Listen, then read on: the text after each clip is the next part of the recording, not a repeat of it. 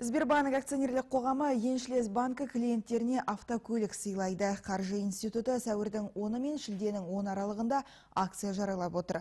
Бүгінгі күні су жаңа Kia Rio көлігінің кілтін алуға қалалық филиалда 150-ден астам үміткер бар. Ұтыс ойынның шарттарымен арна тілшілері танысып қайтты.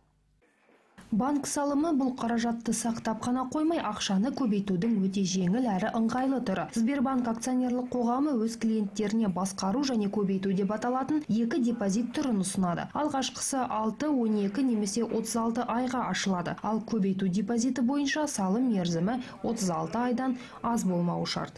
Если говорить о преимуществах депозитов «Управляй и приумножай», басқару мен көбейту депозиттерінің үш негізгі артықшылығы бар. Біріншіден, қосымша жарнаның мөлшері шектелмеген. Екіншіден, алғашқы салымның мөлшері қолайлы, және үшіншісі, теңге валютасымен ашылған салымның иесі максималды мөлшерде сыйақы алады. Бұл өте ыңғайлы.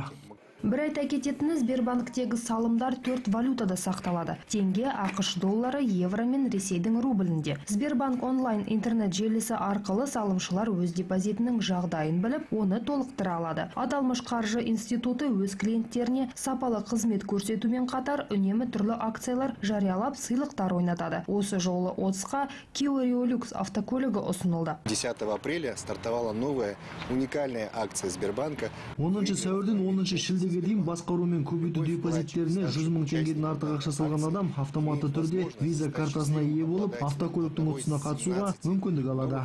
Сбербанктен автомобиль ұтып ал акциясы аясында республика бойынша 17 темір тұлпар ойнатылмақ. Петропавлдық филиалда бүгінгі таңда су жаңа Kia Rio Luxe автокөлігіне ие болғысы келетін 152 үміткер бар. Ұтыс ойыны 10 шілдеде Алматы қаласында өткізіледі. Әсел Оразбаева, Юрий Ысқақов, Ақпарат.